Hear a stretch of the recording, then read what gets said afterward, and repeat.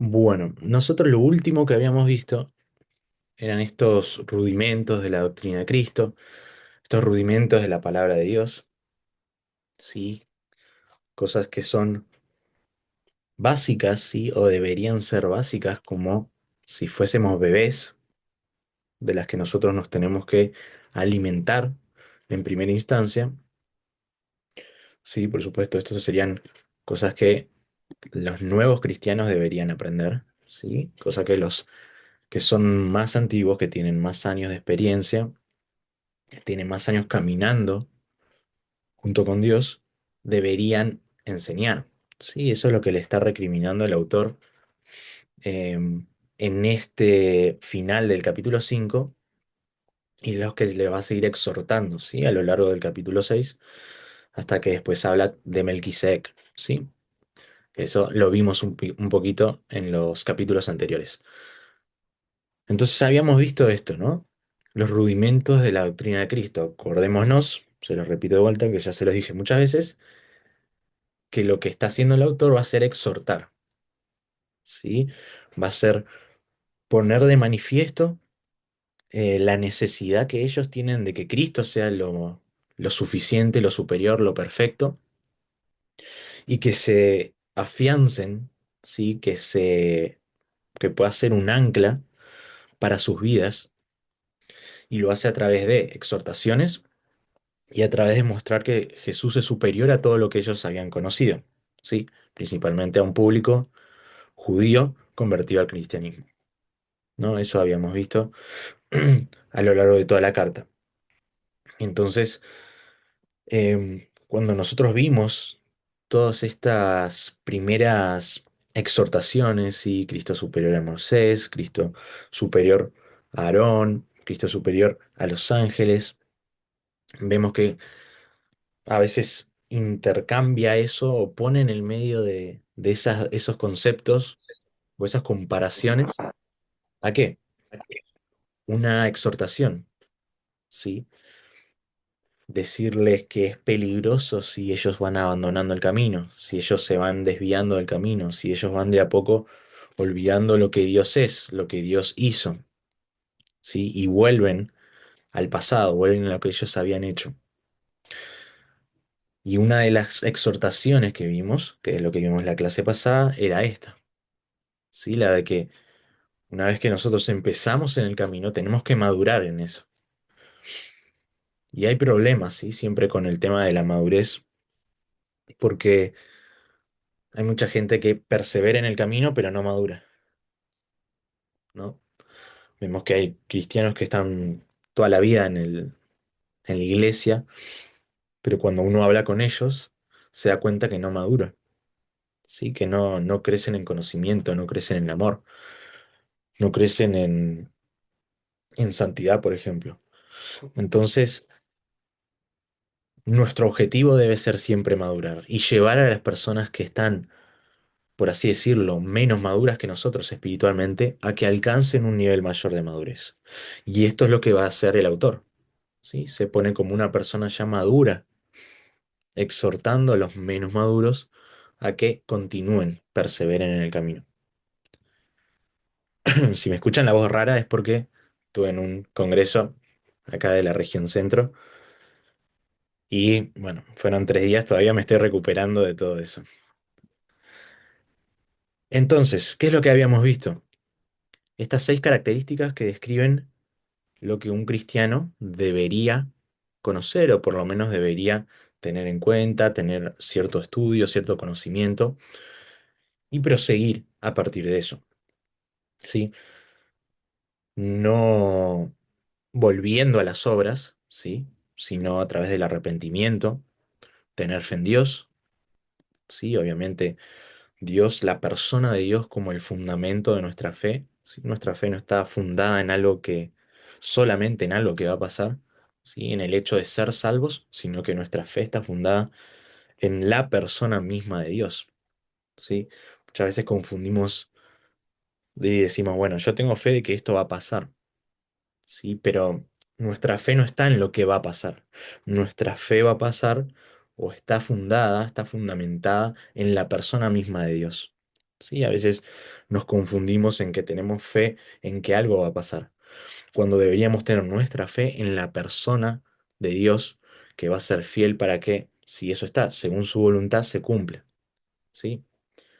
No tenemos fe en cosas, sino tenemos fe en alguien, ¿sí? Y en este caso es importante que se aclare esto, la fe en Dios, ¿sí? En la persona misma de Dios.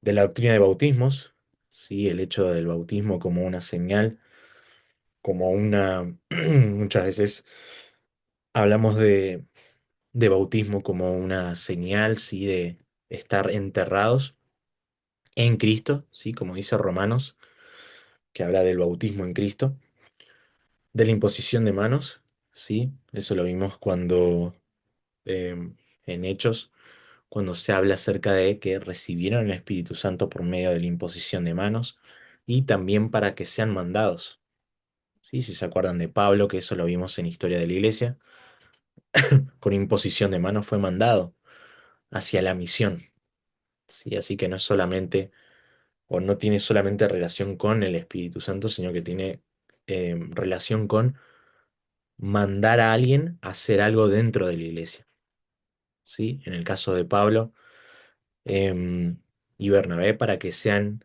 misioneros, y en el caso de los obispos, ¿sí? Sería de los pastores, ¿sí? De los obispos, para que sean reconocidos, ¿sí? Por la imposición de manos, su autoridad, ¿sí? Eso también está en las cartas pastorales, ¿sí? Entonces, esa era la segunda parte, ¿sí? La parte práctica, ya cuando uno es cristiano. Y por último, una expectativa o características o enseñanzas, doctrinas escatológicas, ¿sí? Que tienen que ver con el último tiempo, la resurrección de los muertos, ¿sí? Y el juicio eterno. Esas eran las cosas básicas, ¿sí? Las cosas que todos deberíamos tener en cuenta para por lo menos saber que estamos bebiendo leche, ¿sí? Que somos hijos de Dios, nacidos de nuevo. Pero si no tenemos esto, deberíamos rever nuestro caminar cristiano y ver en qué tenemos que madurar. Así que esto es una exhortación. Y fíjense, empezamos ya con el versículo número 3, ¿sí? Capítulo 6, versículo número 3. Y dice, y esto haremos si Dios en verdad lo permite. Acá está, este versículo en el medio es bastante complicado de interpretar. ¿Por qué? Porque está diciendo que nosotros tenemos que ir adelante, ¿sí? Tenemos que avanzar hacia ¿qué? Hacia la perfección. Y por la sintaxis, ¿sí? Por la lógica misma del texto, esto parece que quiere decir em, que cuando se habla de que vamos adelante a la perfección, lo vamos a hacer si Dios lo permite. Y claro, acá tenemos un cortocircuito, ¿no? ¿Por qué? Porque acá nos manda el autor a que nosotros nos adelantemos y que vayamos adelante a la perfección. Pero después en el versículo número 3 nos dice que solo lo podemos hacer si Dios lo permite. Sí, y obviamente acá surgen muchas preguntas, y creo que la pregunta principal es, ¿esto quiere decir que hay Dios que no permite que avancen? ¿Sí? Y ahí se nos hace un cortocircuito. Para responderle esta pregunta de la mejor manera posible, si bien son versículos bastante oscuros, ¿sí? Y cuando hablo de versículos oscuros, son versículos que son muy difíciles de interpretar, ¿sí? Que muchas veces porque no tenemos el contexto de ese momento o no tenemos alguna palabra que está distinta, que capaz en algunos manuscritos está distinta, no podemos entender, ¿sí? Pero lo que da a entender este versículo 3 es que lo que está hablando es de que nosotros vamos literalmente a avanzar en nuestra perfección si Dios lo permite. ¿sí? Por eso nosotros deberíamos tener siempre nuestra confianza en Dios y no en lo que nosotros conocemos, ¿sí? Porque si nosotros tenemos confianza en lo que nosotros conocemos y sabemos todo esto, ¿sí? Pero no lo vivimos, por ejemplo, si no crecemos en amor, si no crecemos en santidad, si no crecemos en devoción a Dios, por más que nosotros sepamos todo esto, los rudimentos de la doctrina de Cristo, si Dios no está en el proceso y solamente es información, entonces no nos sirve para nada, ¿no? Porque podemos saber muchas cosas del arrepentimiento, de las horas muertas, de creer, de la fe en Dios, de los bautismos, de todo esto, pero si no avanzamos y crecemos en Dios, en Cristo, si Dios no es el centro, entonces nos damos cuenta de que Dios no lo estaría permitiendo, ¿sí? Entonces este va a ser un versículo de transición entre esta idea, los rudimentos de la doctrina de Cristo, y lo que va a decir después. Bolsa de plástico sin romperlo. ¿Qué va a ser del versículo 4 al versículo 8, ¿sí? Y va a ser otra exhortación, ¿sí? Una segunda parte de esta exhortación. Y fíjense lo que dice, porque es imposible que los que una vez fueron iluminados y gustaron del don celestial, y fueron hechos partícipes del Espíritu Santo, y asimismo gustaron de la buena palabra de Dios y los poderes del siglo venidero, y recayeron, sean otra vez renovadas para arrepentimiento, crucificando de nuevo para sí mismos al Hijo de Dios y exponiéndole a vituperio. Porque la tierra que bebe la lluvia, que muchas veces cae sobre ella y produce hierba provechosa a aquellos por los cuales es labrada, recibe bendición de Dios, pero la que produce espinos y abrojos es reprobada. Está próxima a ser maldecida, y su fin es el ser quemada. Y acá tenemos un versículo que siempre causa mucha repercusión, ¿sí? Un versículo muy, pero muy interesante. ¿Se acuerdan que yo les dije que esto puede ser, es bastante oscuro porque tiene mucha relación con esto, ¿sí? Que puede tener relación con esto, con vamos adelante a la perfección. Pero algunos autores, algunos comentaristas dicen que tiene relación con esto, con qué tipo de tierra somos, ¿sí? Por ejemplo, cuando nosotros vamos al Sermón del Monte, ¿sí? Por ejemplo, Mateo capítulos 5, 6 y 7, ¿sí? Que nos habla el Sermón del Monte, Jesús nos habla de qué?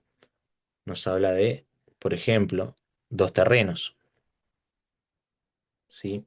Lo vamos a leer. Vamos a ir a Mateo, a la última parte, ¿sí? Casi del Sermón del Monte, donde va a ser dos comparaciones, ¿sí? Va a ser una comparación y va a tener tres partes, ¿sí? A partir del capítulo 7 de Mateo, versículo 13, fíjense que va a haber dos puertas, ¿sí? En el 15 va a ser dos comparaciones entre los falsos profetas, que van a ser lobos, y los que serían verdaderos maestros, verdaderos profetas, verdaderos cristianos, que serían las ovejas. El trigo de la cizaña también, sí, sí. Pero fíjense en el 16 cómo nosotros sabemos o distinguimos los falsos profetas de los verdaderos, por sus frutos. Fíjense que en el 17, ¿sí? Mateo capítulo 7 versículo 17 dice así, todo buen árbol da buen fruto, pero el árbol malo da malos frutos. ¿Sí? Y versículo 18, no puede el buen árbol dar malos frutos, ni el árbol malo dar buenos frutos. Entonces el problema acá no es solamente si nosotros hacemos las cosas bien o mal, sino el fundamento mismo de nuestra naturaleza. Si Dios no cambia nuestra naturaleza, si nuestra naturaleza pecaminosa, entonces no podemos cambiar por nosotros mismos. ¿Sí? Por eso tiene mucho sentido de esto, si Dios en verdad lo permite. Porque si Dios lo permite, entonces nuestra tierra puede ser cambiada porque Dios puede hacer lo imposible, ¿sí? Si nosotros plantamos un árbol de naranjas, lo único que va a salir van a ser naranjas, por más que nosotros le pongamos un título de que es un árbol que da peras o lo que sea, ¿sí? Es un problema de naturaleza, es algo que excede a la capacidad del ser humano el cambio. Por lo tanto, esta cláusula, ¿sí? Si Dios en verdad lo permite, también puede estar relacionada con eso. ¿Por qué? Porque dice que es imposible, ¿sí? Es imposible de que si pasa todas estas bendiciones, seamos renovados otra vez para arrepentimiento, crucificando de nuevo para sí mismo al Hijo de Dios. Y de esa manera no tener más salvación. Vamos a quedarnos con esta idea, ¿sí? De las dos naturalezas, del árbol malo y el árbol bueno, ¿sí? Y vamos a seguir, ¿sí? Después lo vamos a retomar cuando terminemos el versículo 7 y 8, ¿sí? Pero quédense con eso en la cabeza, de las dos naturalezas, ¿sí? Por así decirlo, el buen árbol y el mal árbol, y acá va a hablar de la tierra, ¿sí? Una tierra y otra tierra. Y esto haremos, dice, si Dios en verdad lo permite. ¿Por qué? Porque es imposible, imposible que una vez fueron iluminados, ¿sí? Los que una vez fueron iluminados, acá va a empezar una serie de bendiciones, ¿sí? Los que fueron iluminados y gustaron del don celestial, segunda bendición, gustar del don celestial. Partícipes del Espíritu Santo, ¿sí? Tercera bendición. Está bien, no pasa nada. Buenas noches. Gustaron de la buena palabra, ¿sí? De la buena palabra de Dios. Y los poderes del siglo venidero, ¿sí? Y recayeron, fíjense que acá está lo malo, ¿sí? O lo negativo, sean otra vez renovados para arrepentimiento. Acá hay otra bendición, ser renovado para arrepentimiento, crucificando de nuevo para sí mismos al Hijo de Dios y exponiéndole a vituperio, ¿sí? Muchos autores no se quieren meter simplemente con estos versículos para no generar polémica, ¿sí? Eh, Así que yo tampoco me voy a meter tanto en polémica, pero lo que sí les voy a decir es que esta es una cláusula definitiva, ¿sí? Si acá nos dice imposible, ¿sí? O sea, quiere decir que no hay manera, no hay forma de que si nosotros pasamos todas estas cosas, recaigamos. Pero los que recayeron de eso no van a poder ser renovados, ¿sí? ¿Por qué? Porque el sacrificio se hizo una sola vez, ¿sí? No puede haber otro sacrificio por todas esas bendiciones. ¿Sí? El ser iluminados, el gustar de don celestial, el ser partícipe del Espíritu Santo, el gustar la buena palabra de Dios, el tener los poderes, ¿sí? O probar los poderes del siglo venidero y el ser renovado. Nosotros, si tenemos eso, es imposible que nosotros salgamos y también es imposible que si recaemos tengamos eso de vuelta. ¿Sí? Así que nosotros nos tenemos que quedar con esas dos ideas. Todos los que tuvieron estos beneficios van o tendrían que ser salvos o van a ser salvos. Pero los que no tienen esto, por recaer, no pueden tener de vuelta, ¿sí? Y esto obviamente va a ser, es es una opinión polémica. ¿Por qué? Nosotros cuando vemos soteriología, ¿sí? El estudio de la salvación, vamos a ver que hay dos posturas principales, ¿sí? Predestinación y el libre albedrío, ¿sí? Dos posturas soteriológicas principales que van a tener un marco hermenéutico totalmente distinto, ¿sí? Ustedes muchas veces van a escuchar hablar de calvinismo y arminianismo, ¿ok? El calvinismo tiene una lógica hermenéutica de la predestinación, ¿sí? Lo que van a decir básicamente va a ser, nosotros una vez que somos salvos no podemos dejar de ser salvos, no podemos perder la salvación, ¿sí? ¿Por qué? Porque la salvación es un hecho consumado desde antes de la fundación del mundo, fue un hecho consumado en la cruz de Cristo y va a ser un hecho consumado en el final de los tiempos, porque Dios, para Dios, ya todos los que son salvos son salvos. Sí, y se va a utilizar muchos argumentos de Juan cuando dice que mis ovejas nadie las puede arrebatar de su mano, cuando se habla de que fuimos escogidos de antes de la fundación del mundo, etcétera. Por otro lado, el arminianismo va a decir que nosotros elegimos ser salvos, no que somos predestinados, ¿sí? O van a tomar la palabra predestinación con otra lógica, ¿sí? Acá no nos queremos meter con esas dos posturas, independientemente de cuál ustedes piensan que es la verdadera o la correcta, ¿sí? También nos tenemos que acordar que esto es una exhortación, ¿sí? Cuando nosotros vemos todas estas exhortaciones, no está hablando o no está queriendo el autor exponer argumentos teológicos para defender una postura u otra, ¿sí? No está diciendo, esta es la manera en la cual nosotros somos salvos. Simplemente está exhortando y está diciendo, miren, estas son las cosas que tienen las personas que son salvas. Entonces, no recaigan otra vez, ¿sí? No abandonen su fe. Pero lo que el autor no está haciendo es hacer un argumento teológico defendiendo o mostrando cuál es su posición acerca de la salvación. ¿Se entiende? Sí, quiero que quede claro eso. Que si bien nosotros podemos argumentar si la salvación se pierde o no se pierde, el propósito del autor acá no es exponer argumentos teológicos soteriológicos, ¿sí? Acerca de la salvación, sino simplemente evitar que ellos vuelvan otra vez. Pasando esta polémica, vamos a ver cada beneficio, ¿sí? Cada beneficio de la salvación, ¿sí? Iluminados, ¿sí?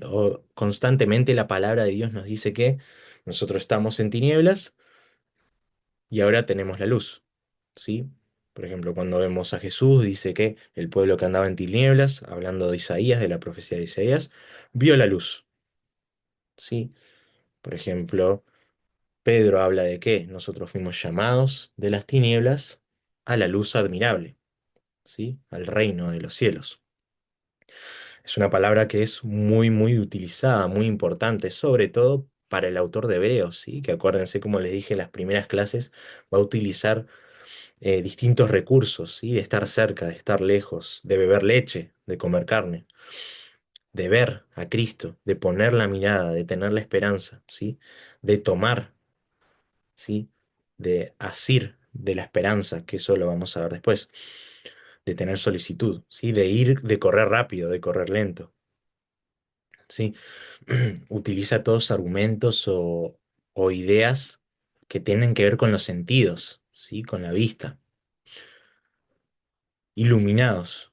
Sí, eso nada más se puede hacer por medio del Espíritu Santo. Cuando nosotros vemos nuestra salvación y la empezamos a estudiar, vemos que el que nosotros seamos iluminados es por medio de la palabra de Dios, ¿sí? De la palabra de Dios predicada. Es nuestra lámpara, ¿sí?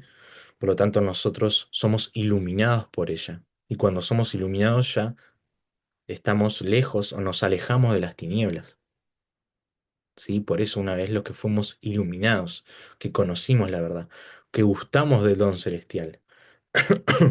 La mayoría piensa que cuando se habla de don celestial, como en muchos lugares se habla, se está refiriendo a la salvación, los que gustaron de la salvación, ¿sí? Fueron hechos partícipes del Espíritu Santo. nosotros vemos en toda el Nuevo Testamento, sobre todo en las cartas paulinas que se habla del Espíritu Santo, vemos que los cristianos, por ejemplo, en Primera de Corintios, que nosotros somos templo, ¿sí? Que nosotros tenemos en nosotros el Espíritu Santo, ¿sí? Si nosotros vemos también cuando Jesús habla del Espíritu Santo, dice que no los voy a dejar huérfanos, sino que les voy a dejar el Espíritu Santo, ¿sí? Y ya no es el Espíritu Santo como en el Antiguo Testamento, ¿sí? Que estaba sobre el profeta, por ejemplo. El Espíritu Santo estaba sobre, pero en el Nuevo Testamento el Espíritu Santo está en, ¿sí? Hay una distinción, hay una diferenciación entre el Espíritu Santo sobre el profeta y el Espíritu Santo en todos los creyentes. Sí, si vemos Efesios, vemos que el Espíritu Santo es las arras de la salvación, ¿sí? Que es la promesa o la certificación de que vamos a ser salvos, el Espíritu Santo. Gustaron de la buena palabra de Dios, ¿sí? Y cuando habla de gustar, habla de no solamente escucharla, ¿sí? No es que está hablando de que ellos escucharon simplemente a un buen predicador, ¿sí? Sino que de alguna manera, como decimos nosotros, escudriñaron, ¿sí? Saborearon la buena palabra de Dios y los poderes del siglo venidero.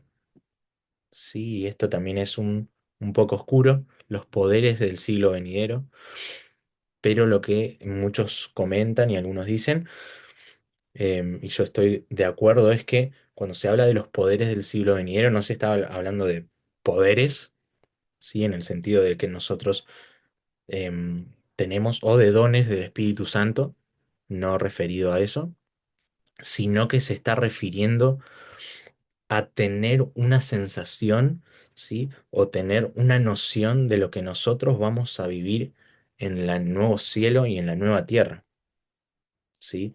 Ya sea con gozo, ya sea con amor, ya sea con santidad, ¿sí? Más que nada a eso se está refiriendo con los poderes del siglo venidero, ¿sí? A experimentar alguna de las cosas que nosotros vamos a experimentar cuando seamos final, cuando la salvación sea consumada de forma escatológica, ¿sí? De los últimos tiempos. Y acá dice la última, renovadas, ¿sí? Parte de la salvación tiene que ver con ser renovado.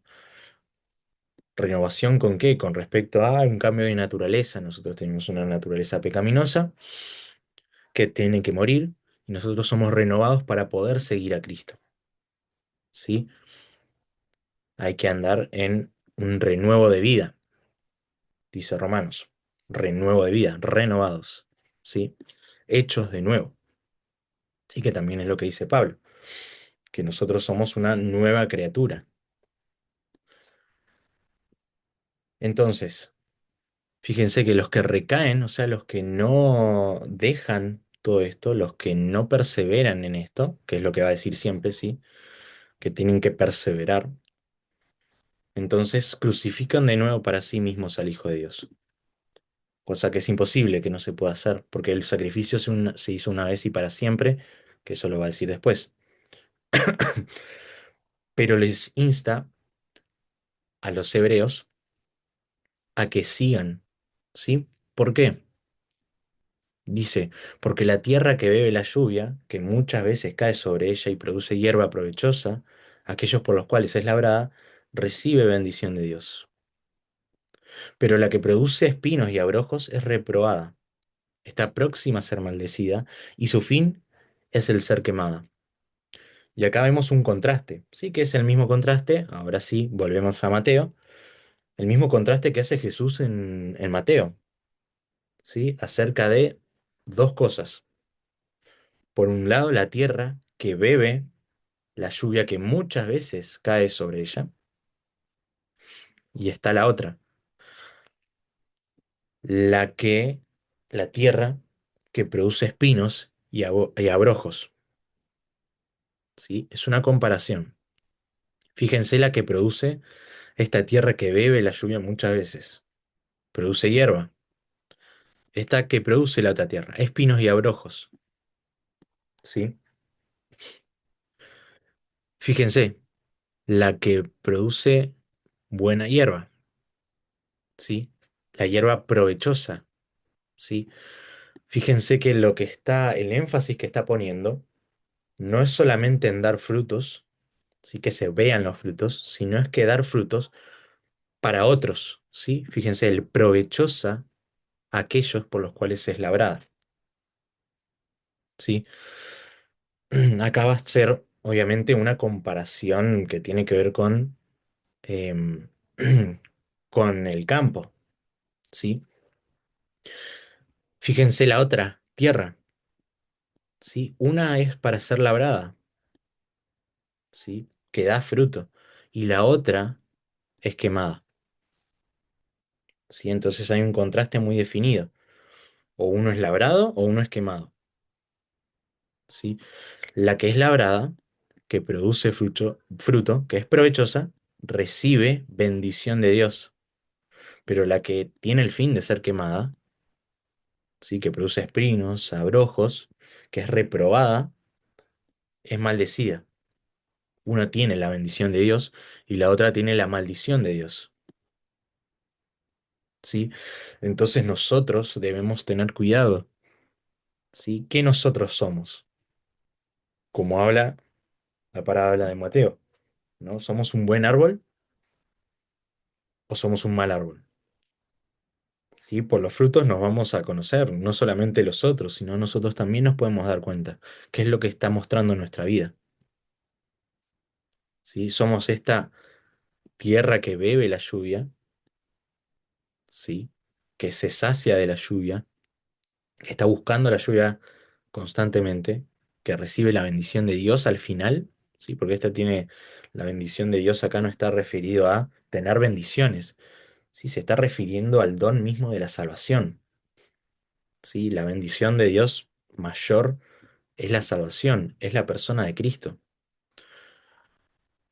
¿sí? O vamos a recibir esa maldición que es estar eternamente separados.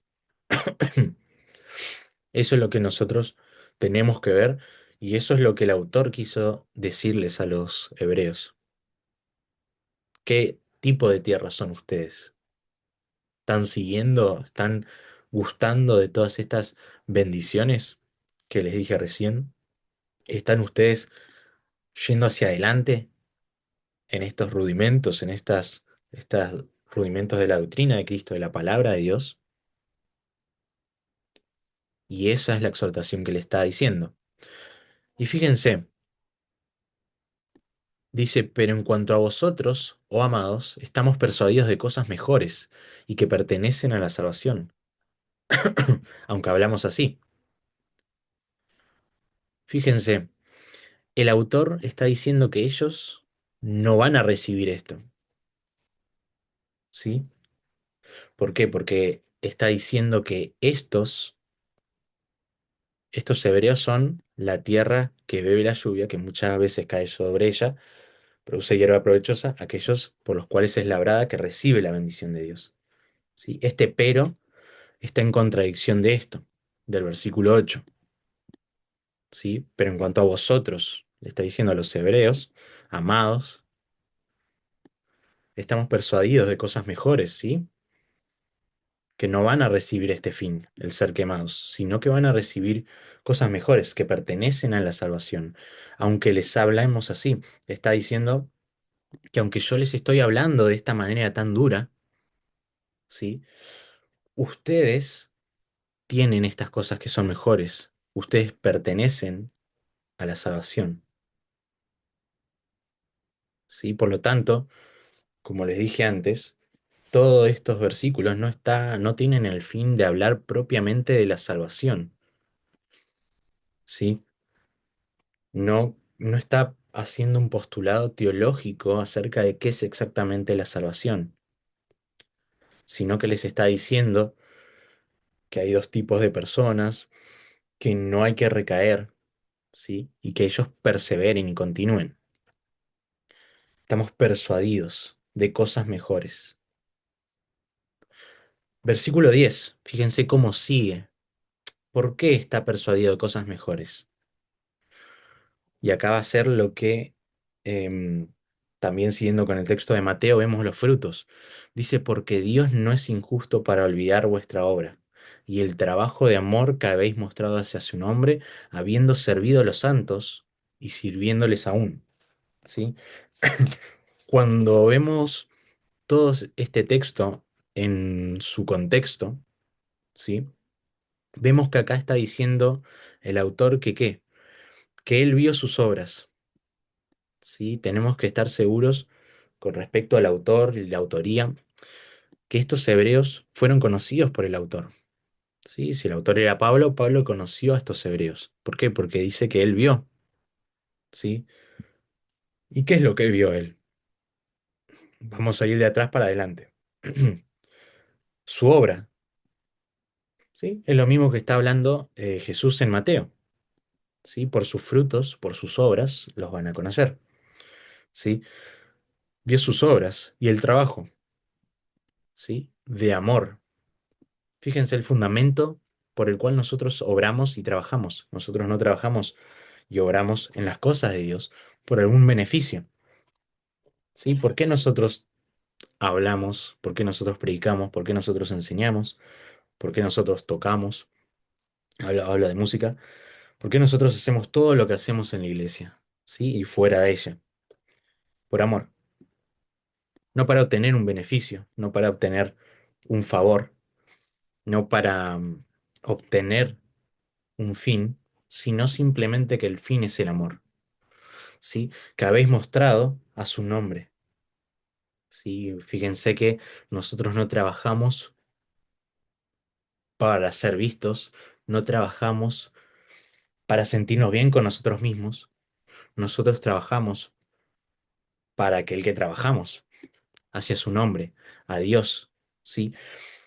Y fíjense de qué manera trabajamos en amor, sirviendo, ¿sí? Una palabra muy, pero muy importante. Cuando se habla de servicio, muchas veces nosotros menospreciamos esta palabra, ¿sí? O no tenemos la profundidad. Y cuando vemos, por ejemplo, Pablo, por ejemplo, en la carta de Romanos, ¿no? Romanos capítulo 1 versículo 1, Pablo, apóstol de Jesucristo, siervo, ¿sí? No solamente se pone como un apóstol, sino como un siervo, ¿sí? Y siervo, ¿de qué se está hablando? Una mejor traducción o la traducción más literaria es un esclavo. Fíjense, nosotros somos esclavos por amor, ¿sí? Que era algo que estaba permitido en el Antiguo Testamento. Y no solamente que estaba permitido, sino que muchas veces eran beneficiados, ¿sí? Cuando a un esclavo finalizaba, ¿sí? O le tocaba el jubileo, ¿sí? Donde los esclavos tenían que ser liberados, el esclavo voluntariamente podía ser de vuelta, ¿sí?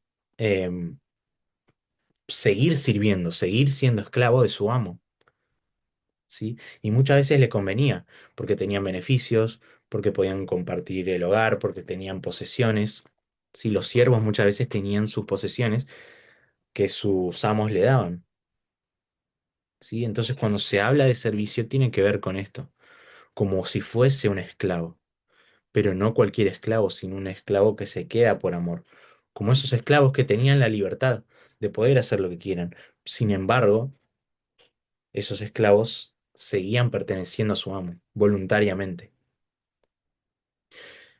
Y fíjense, ¿servimos a quién? A los santos. Cuando nosotros servimos a nuestros hermanos, también le estamos sirviendo a Dios. Sí, esto es una enseñanza muy grande porque nosotros a veces no tenemos en cuenta que servir a nuestros hermanos es servir a Dios, ¿no? Muchas veces menospreciamos el servicio o pensamos que servir es lo único que importa. Si sirvo, sirvo, y si no sirvo, no sirvo. Pero nosotros tenemos que servir de una manera en específica y es siempre en amor. No porque hay un puesto que no hay nadie y tengo que ocuparlo, sino porque tengo que ser un siervo que tiene amor y que mi objetivo es mostrar gloria, mostrar honra, mostrar alabanza a su nombre. Claro, Jesús también, y sobre todo con su sacrificio. Sí, él no ganó nada, sí, en cierto sentido, Jesús no ganó nada con su sacrificio, sí, pero aún así él soportó todo eso por nosotros. Sí, y después, si vamos al capítulo 12 de Hebreos, vamos a ver que él consideró o menospreció el oprobio, dice. Menospreció todo lo que él había sufrido por causa de lo que le acontecía adelante, ¿sí? Acerca del amor de todos los siervos que iba, o todos los hijos, hermanos que iba a tener después él en el futuro, ¿sí? Hablando acerca de nosotros. Eso lo vamos a ver después. Pero vemos que también con el ejemplo de Jesús, vemos esta actitud de servicio, ¿sí? De ser un esclavo. Sí, quiero remarcar también esa palabra. Porque a veces, claro, decimos, bueno, voy a servir, ¿sí? Lo tomamos con liviandad, pero tenemos que darnos cuenta que tiene que ver con la esclavitud, no tiene que ver con hacer cosas buenas, ¿sí? Lo cual es un concepto muy chocante para nosotros, ¿no? A veces decimos, bueno, soy un siervo. Bueno, estamos hablando de una palabra mayor, ¿sí? Estamos hablando de soy un esclavo. No creo que a la mayoría de la gente le guste decir soy un esclavo de, pero nosotros tenemos que decir por amor soy esclavo.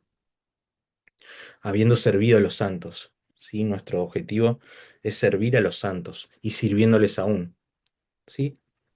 Acuérdense que esta carta tiene que ver con perseverar, ¿sí? Por eso les está diciendo que todavía sirvan, ¿sí? Sirviéndoles aún, perseverar, ¿sí?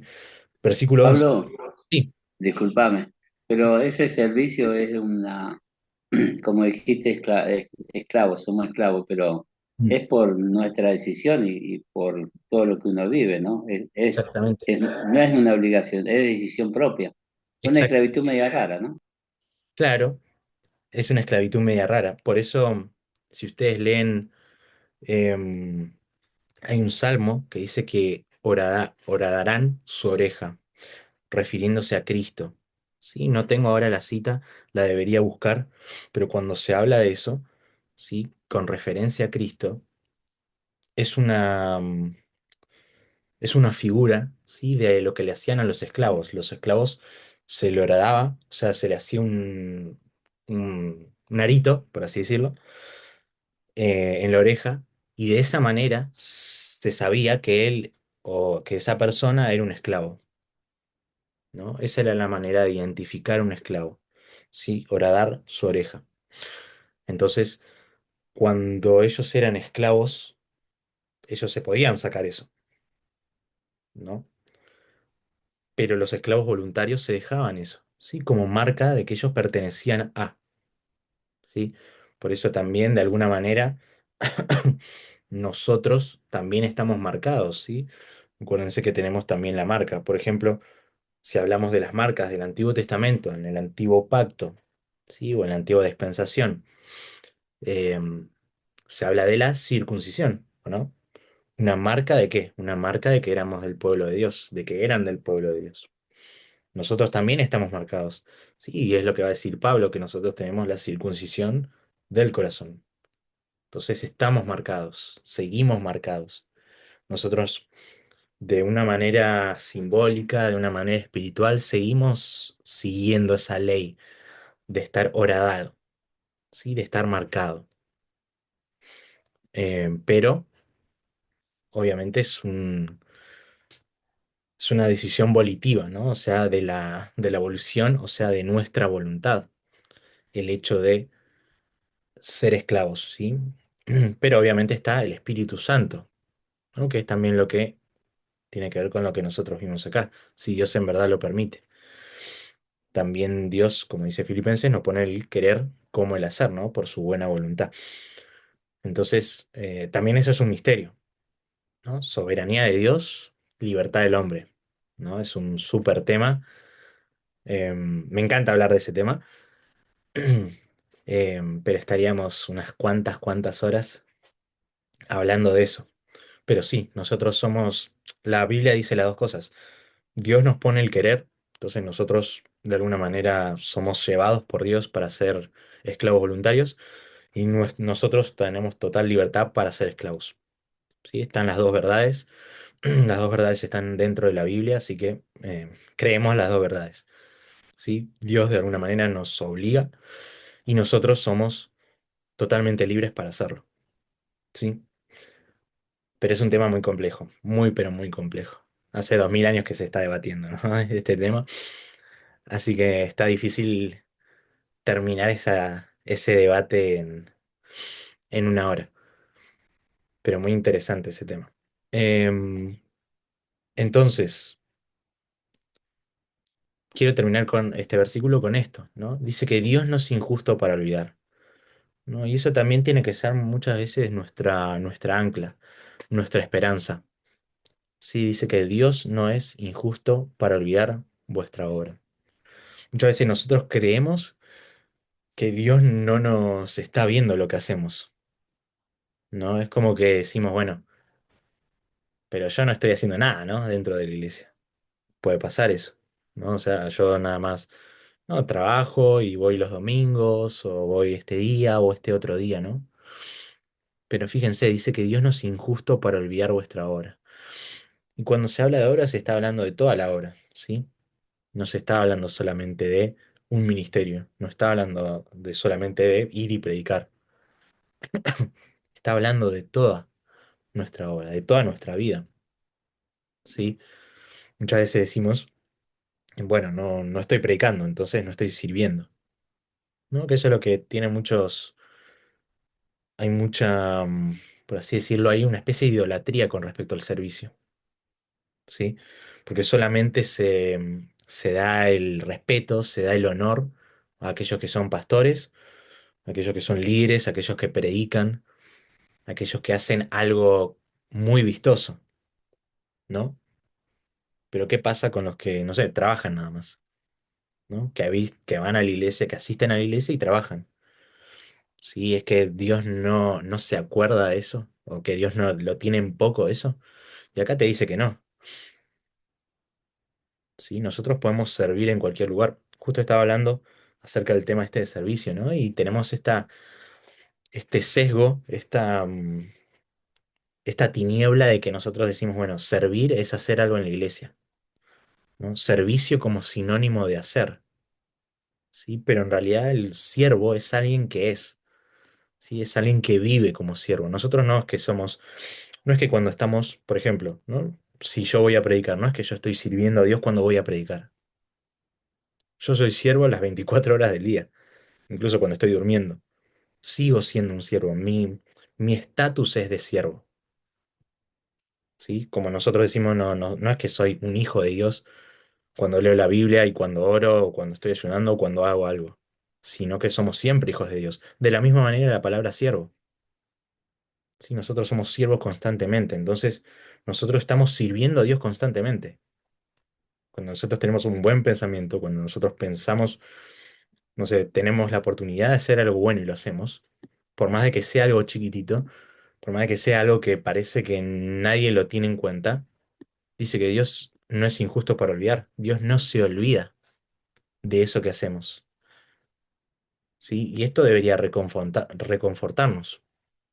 ¿Sí? Tenemos que pensarlo bien. Estaría bueno que ustedes lo marquen, ¿no? Que Dios no se olvida de lo que nosotros hacemos. Por más chico, por más parece que no tenga ningún fruto, ¿no? Ustedes no sé si se dan ni idea de la cantidad de predicadores, de gente conocida, famosa, que se hizo famosa, ¿sí? Que alcanzó a millones de personas simplemente porque le habló a alguien. Y ese alguien le habló a otro y así, y de esa cadena de sucesos surgió algún evangelista. ¿Sí? Entonces, más allá de que algo grande pase con lo que nosotros hacemos o no, Dios lo va a tener en cuenta siempre y no se va a olvidar de nuestra obra. Y fíjense cómo sigue. pero deseamos que cada uno de vosotros muestre la misma solicitud hasta el fin, ¿sí? Perseverancia, ¿sí? Lo que siempre estamos hablando, perseverar, para plena certeza de la esperanza, a fin de que no os hagáis perezosos, sino imitadores de aquellos que por la fe y la paciencia heredan las promesas, ¿sí? Fíjense todo esta línea, ¿sí? Esta lógica de pensamiento, ¿sí? Dios no se olvida de nuestras obras, ¿sí? Dios no se olvida de nuestras obras. Nosotros tenemos que seguir en esa esperanza, ¿sí? En esa certeza de la esperanza. No solamente con la esperanza de la salvación en el futuro, sino con la esperanza de que Dios no se olvida de nuestra obra, ¿sí? ¿Con qué fin? ¿Sí? De no ser perezosos. Fíjense que el hecho de que nosotros sepamos que Él siempre se acuerda de nuestras obras debe ser un estímulo para nosotros para que no seamos perezosos. Entonces, como muchas veces vemos que, desde mi perspectiva, notamos de los predicadores o de personas que estudian mucho la Biblia, de que muchas veces queremos cambiar o transformar el comportamiento de las personas, ¿no? ¿Y lo hacemos de qué manera? Con lo negativo, ¿no? Lo hacemos, cuando me refiero a negativo, me estoy refiriendo a, queremos decir, bueno, no tenemos que hacer esto porque está mal, ¿sí? Fíjense qué es lo que estaría mal acá. Ser perezoso. ¿Está mal ser perezoso? Sí. ¿Por qué? Porque es algo que no le gusta a Dios. Sí. ¿Por qué? Porque es menospreciar la memoria de Dios. ¿Sí? ¿Por qué es malo ser perezoso? No porque simplemente está mal, porque es una mala característica de algún ser humano, sino porque estamos yendo en contra de Dios. ¿Sí? Y ahí igual decimos, bueno, uff, ser perezoso entonces no es una cosa así nomás. ¿Sí? No os hagáis perezosos. ¿Sí? ¿Por qué? Porque Dios se acuerda de todas nuestras obras.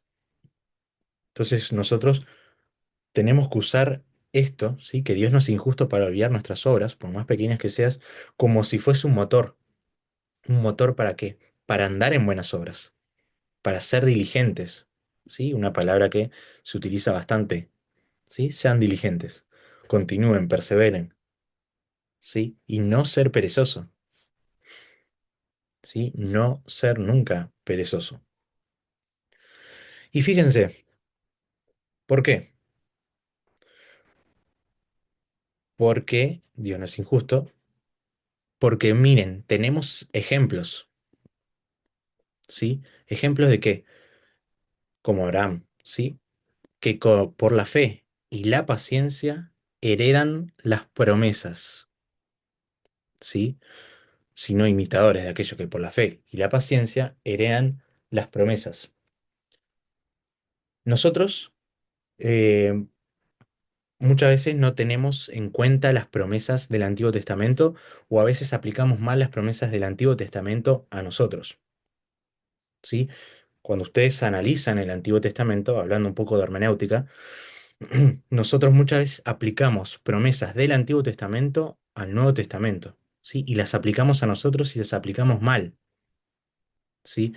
Nosotros tenemos que tener siempre cuidado, ¿sí? Porque hay promesas, por ejemplo, que son exclusivas del Antiguo Testamento y se quedaron en el Antiguo Testamento y no pueden ser aplicadas hoy para nosotros, ¿sí? No pueden ser aplicadas de manera directa para nosotros, ¿sí? Acá, a partir del versículo 13, se va a hablar de Abraham, ¿sí? De la promesa que le hizo Dios a Abraham, ¿sí? Pero yo quiero que vean, si alguien lo puede leer, ¿sí? Primera de Juan, capítulo 2, versículo 25, ¿sí? Primera de Juan, capítulo 2, versículo 25, hablando de las promesas. Si alguien lo puede leer, por favor.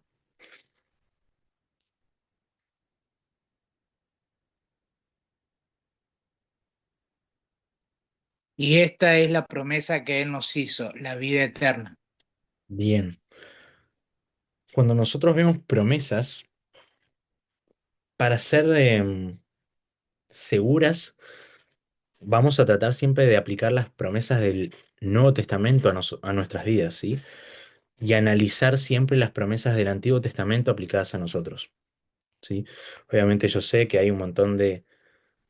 siempre hablamos de tener y aferrarnos a las promesas, ¿sí? Pero nosotros tenemos siempre que tener esa perspectiva de tener cuidado lo que nosotros tenemos o pensamos como promesas, ¿sí? Por ejemplo, para darles un ejemplo muy, pero muy conocido, ¿sí? Cuando en Jeremías se habla de que Dios tiene planes de bien y no de mal, ¿sí? Para darnos una esperanza. Si ustedes ven todo el contexto, está hablando del pueblo de Israel, ¿sí? Está hablando específicamente del pueblo de Israel. ¿Y qué les está diciendo? Yo a ustedes los voy a mandar al exilio, ¿sí? Los voy a mandar al exilio, pero en un momento ese exilio va a terminar, ¿sí? Entonces, ¿cuál era el plan? ¿Sí? El exilio primero y después del exilio, el que el pueblo de Dios sea liberado. Entonces, imagínense si nosotros aplicamos para nuestras vidas esa promesa de forma directa. Quiere decir que nosotros tenemos que ser exiliados de alguna manera, tenemos que ser privados de todo y que después en algún momento Dios nos va a salvar. ¿Sí? Fíjense lo difícil que es interpretar de forma correcta esos pasajes del Antiguo Testamento en el Nuevo Testamento. ¿Sí? Porque nosotros no podemos simplemente cortar un versículo, pegarlo y decir, esta es la promesa de Dios, esto es lo que Dios me prometió a mí. ¿Sí? Nosotros tenemos que interpretarlo en el contexto, tener en cuenta que la mayoría de las promesas no están aplicadas directamente a nosotros. ¿Sí? Y a veces esto es difícil de asimilar porque nosotros tenemos la perspectiva de que toda la palabra de Dios es para nosotros de forma directa. Y si bien de toda la palabra de Dios nosotros aprendemos, no todo aplica a nosotros de manera directa. ¿Sí? Serás salvo tú y tu casa, Nuevo Testamento. Le está hablando a una persona en específico, no le está hablando a toda una casa. ¿Sí? ¿Por qué? Porque la salvación es personal. Si una persona en una casa no cree y se niega, es imposible que sea salvo. ¿Hasta qué? Hasta que crea. Porque el medio de la salvación no es un linaje, no es un pueblo, no es una denominación, no es una iglesia. Es depositar la persona de forma personal la confianza en Cristo. ¿Sí? La salvación no se hereda. Entonces, nosotros tenemos que siempre interpretar correctamente las promesas, tanto del Antiguo como del Nuevo Testamento. ¿Sí? No ir como un caballo con la mirada puesta en una cosa sin analizar todo todo esto. ¿Sí? Pero vemos que el versículo que les nombré, ¿sí? De Primera de Juan habla de la promesa y cuando habla de la promesa está hablando de la promesa de la vida eterna. ¿Sí? Como dice Juan 3:16. La vida eterna es la promesa mayor de Cristo para nosotros. ¿Sí? El vivir enteramente nuestra vida en una comunión perfecta con Dios. ¿Sí? Pero que se haya entendido esto, ¿no? De las promesas y de interpretar correctamente las promesas. Y fíjense, ser imitadores de aquellos de los que tienen fe y paciencia. Esto lo va a extender en el capítulo 11, ¿sí? Esta idea de imitadores de las personas que tuvieron fe, ¿sí? En el capítulo 11 se va a hablar de la galería de los héroes o hay un millón de nombres para eso, pero de las personas que en el Antiguo Testamento tuvieron fe, tuvieron perseverancia y pudieron heredar las promesas, tuvieron la promesa cumplida, ¿sí?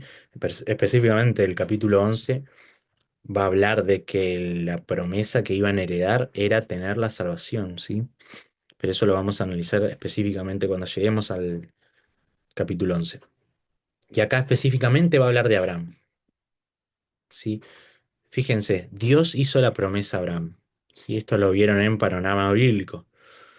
Vieron lo que Dios le prometió a Abraham, ¿sí? Acá se van a utilizar dos palabras, promesa y juramento, ¿sí? Promesa y juramento. Dice, no pudiendo jurar, ¿sí? Acá la promesa, esa promesa tuvo un juramento por otro mayor, juró por sí mismo, ¿sí? Dios juró por sí mismo, dice, diciendo que te bendeciré con abundancia y te multiplicaré grandemente. Y habiendo esperado con paciencia, alcanzó la promesa. ¿Sí? Esta va a ser la palabra clave. ¿Sí? Y otra de las razones por las cuales ellos deben perseverar porque hay una promesa que deben heredar.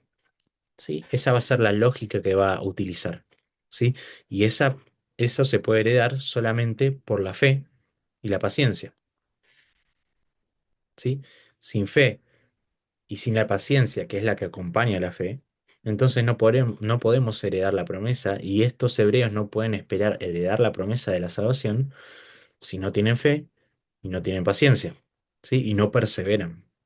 De vuelta es un argumento para decirles a ellos, muchachos, no se queden dormidos, perseveren, no vuelvan a lo anterior, sigan, continúen.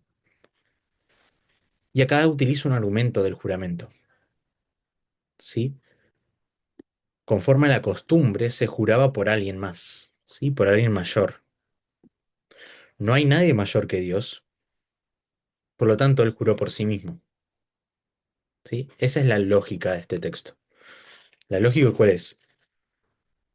Dios hizo una promesa. Esa promesa, de alguna manera, la selló con un juramento. Y ese juramento tenía que tener un mediador entre los dos, ¿sí? Entre Dios y el pueblo, en este caso Abraham, ¿sí? La promesa que se le hizo a Abraham tenía que tener un juramento y ese juramento tenía que haber un mediador de ese juramento, ¿sí? ¿Qué es lo que dijo Dios, por así decirlo? ¿Qué es lo que pensó Dios en ese momento? Dijo, bueno, no existe alguien más grande que yo, ¿sí? No existe alguien más poderoso que yo. Por lo tanto, este juramento tiene que estar bajo yo mismo, ¿sí? Y esto tiene mucho sentido cuando pensamos en la Trinidad, ¿sí? Dios el Padre hizo ese juramento y el mediador entre Abraham y la promesa de Dios fue Jesucristo, ¿sí? Que es lo que vamos a ver acá después, ¿sí? Pero ustedes tienen que tener esta lógica, esto en la cabeza, ¿no? Dice, bueno, Dios dio una promesa, ¿no? Dice Dios que Él siempre cumple sus promesas. ¿Y por qué las cumple? Porque Él hizo un pacto con sí mismo, ¿no? No es que dijo, bueno, yo te hago esta promesa, pero bueno, no se va a cumplir. Se va a cumplir por Él mismo, porque si no se cumpliría, lo que básicamente haría Dios es destruirse a sí mismo, ¿sí? Es algo, es una imposibilidad. Es como un cuadrado circular, ¿sí? No existe, es imposible. Por lo tanto, él tenía que jurar por sí mismo. ¿Por qué? Porque de esa manera nos asegura, a Abraham en ese caso, pero a nosotros también, ¿no? De que lo que prometió Dios se va a cumplir sí o sí. ¿Sí? No hay manera de que no se cumple lo que Dios promete. No hay una manera. ¿Sí? No hay una forma, no existe una manera lógica. em, no existe una forma en la cual lo que Dios prometió no se cumpla. Justamente ¿por qué? Porque lo jura por sí mismo. Porque el que es testigo de que eso se va a cumplir es él mismo. Porque no hay otra persona más poderosa, más grande, más importante que Dios mismo. Y acá lo que va a hacer el autor es decirle, bueno, ¿cuál fue la promesa que le hizo? ¿Sí? En Génesis 22. Vamos a ir a Génesis 22 y vamos a ver a partir del 15. ¿sí? Vamos a empezar mejor en el 14, ¿sí? Acuérdense que esto está en el contexto de que del sacrificio, ¿sí? El sacrificio de Isaac. Y ustedes, no sé si saben, acá aparece Jesús, ¿sí? No solamente en forma de un tipo, sino que también aparece lo que nosotros llamamos como cristofanía o teofanía, ¿sí? ¿Por qué? Fíjense, acá ya hizo el sacrificio, Abraham ya no tiene Isaac, sino que tiene a ese carnero, ¿sí? Abraham tomó el carnero, lo ofreció en el holocausto en lugar de su hijo, ¿sí? Hizo una sustitución. Es lo mismo que Cristo hace con nosotros, ¿no? Cristo va a ser el cordero para el sacrificio, que va a estar en lugar de todo el resto de sus hijos, de los hijos de Dios, ¿sí? Solamente ese sacrificio, como dijimos en la clase anterior, es aplicado solamente a los que son sus hijos, ¿sí? ¿Por qué? Porque este carnero fue sacrificado en lugar del hijo, ¿sí? No en lugar de todo el mundo, de todo el universo, sino fue aplicado propiamente a su hijo, ¿sí? Dios murió por todo el mundo, pero su salvación es efectiva para los que creen, ¿sí? Eso es lo que nosotros habíamos dicho. Y fíjense, el nombre de aquel lugar, Jehová Jireh, Jehová proveerá, ¿sí? Y esto está compuesto de dos palabras o dos artículos, ¿sí? Dos palabras en específico, será visto, ¿sí? Jehová será visto. No está refiriéndose tanto cuando analizamos un poco mejor esto, no se está hablando de que Dios va a dar algo, aunque sí lo va a hacer, que va a dar a su Hijo Jesucristo, sino que va a ser visto en el monte, en aquel lugar, ¿sí? Y si ustedes se acuerdan, en el Nuevo Testamento, Jesús dice, Abraham me vio a mí, ¿sí? ¿En dónde lo vio Abraham? Lo vio acá. Sí, hay una conexión tremenda entre Jehová Jireh y Jesús diciendo, Abraham me vio a mí, ¿sí? Obviamente esto es para analizar, estaría buenísimo que alguien haga una prédica acerca de esto. Si ustedes quieren saber un poquito más, hay un libro muy lindo, que es bastante chiquito, ¿sí? Que se llama Los nombres de Dios. También está Los nombres de Cristo. Ahora no lo tengo acá porque lo presté, lo tengo que reclamar, ahora me acordé. Pero habla de Jehová Jireh, ¿no? Y hace toda la comparación entre Jehová Jireh y esto como que literalmente o de alguna manera vio proféticamente Jehová, Abraham a Jesús, ¿sí? Y dice que en el monte de Jehová será provisto. Claro, provee la necesidad en el momento justo, pero justo en esta oportunidad no solamente está hablando de algo, de una necesidad de nosotros, ¿no? ¿Por qué lo digo esto? Porque muchas veces lo primero que se nos viene a la mente con Jehová Jireh es de cosas materiales, ¿no? Tipo, Dios es el que provee. Sí, Dios me va a proveer la plata para que pueda pagar esto. Dios me va a proveer la salud para hacer esto, ¿no? Pero la primera definición que deberíamos tener en nuestra... Sí.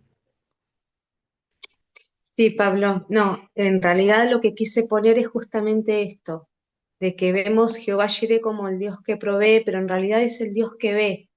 Mm, Y cuando Él nos ve, ve nuestra necesidad, ve lo que necesitamos, al margen de nuestra condición económica o financiera.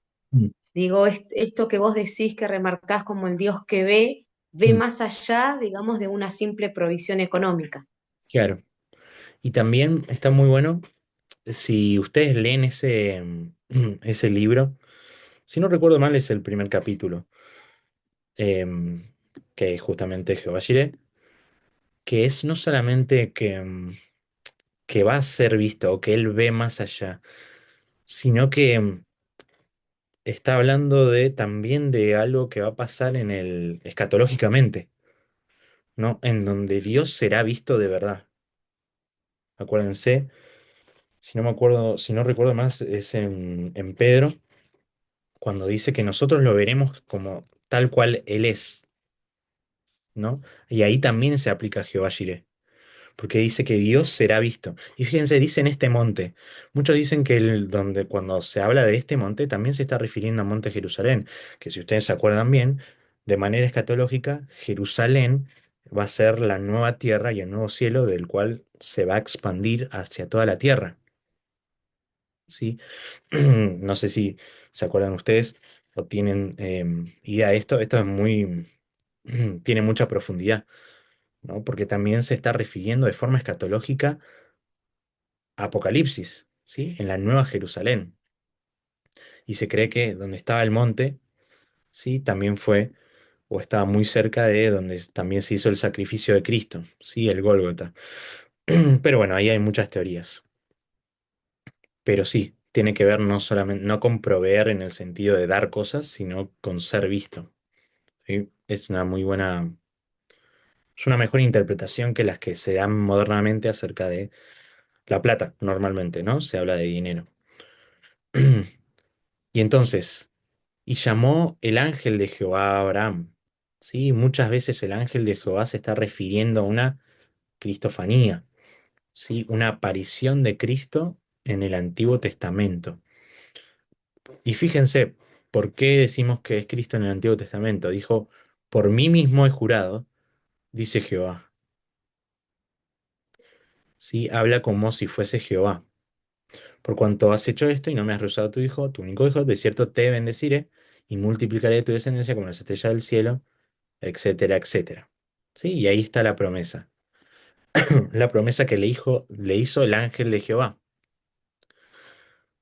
Entonces, volvemos a Hebreos. ¿Sí? Abraham recibió esta promesa, ¿sí? Y el ángel de Jehová juró por sí mismo, ¿sí? ¿Y qué dice? Que la promesa se iba a cumplir, ¿sí? ¿Por qué? Porque juró por sí mismo. Y fíjense qué es lo que hizo Abraham con esa promesa, ¿sí? Esperó la exhortación de toda la carta. Esperen, perseveren, ¿sí? No abandonen. Fíjense, esperando con paciencia, ¿sí? La forma de esperar. Y cuando se habla de paciencia, acuérdense, esto también se los dije, tiene que ver con una paciencia activa, ¿sí? Porque fíjense, alcanzó la promesa.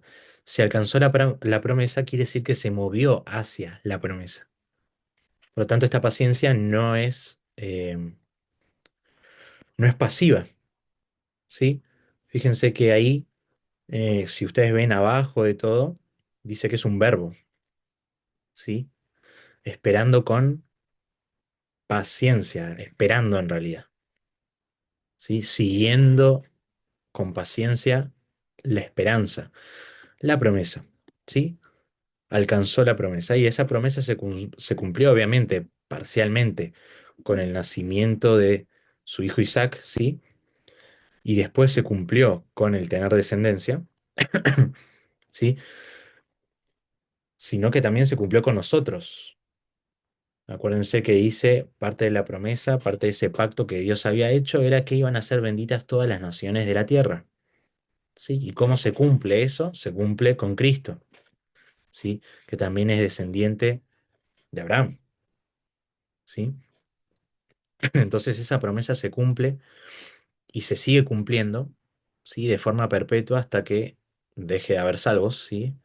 Hasta que cese la gracia y ya no pueda haber más hijos de Dios, ¿sí? Y ya Cristo pueda en su segunda venida venir, ¿sí?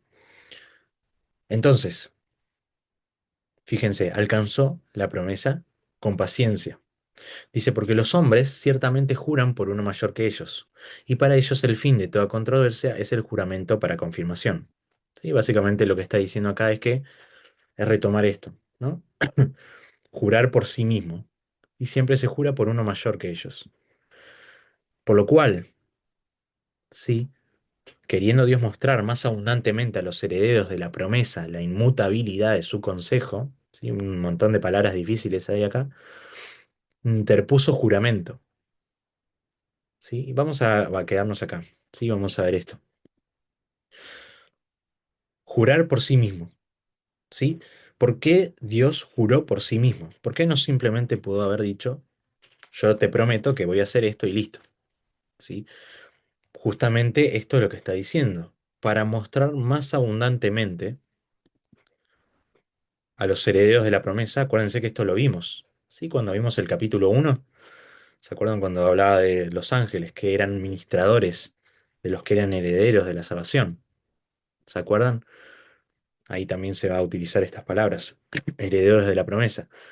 Dice, y la inmutabilidad de su consejo, ¿sí? Inmutabilidad, esta palabra en español quiere decir que no cambia, que no muta, que no se modifica, ¿sí?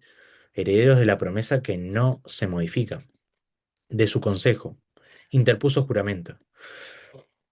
El propósito por el cual Dios juró por sí mismo, por ejemplo, en el caso de acá de Abraham, en el Génesis capítulo 22, es porque para asegurar de forma definitiva que lo que Dios dijo se va a cumplir.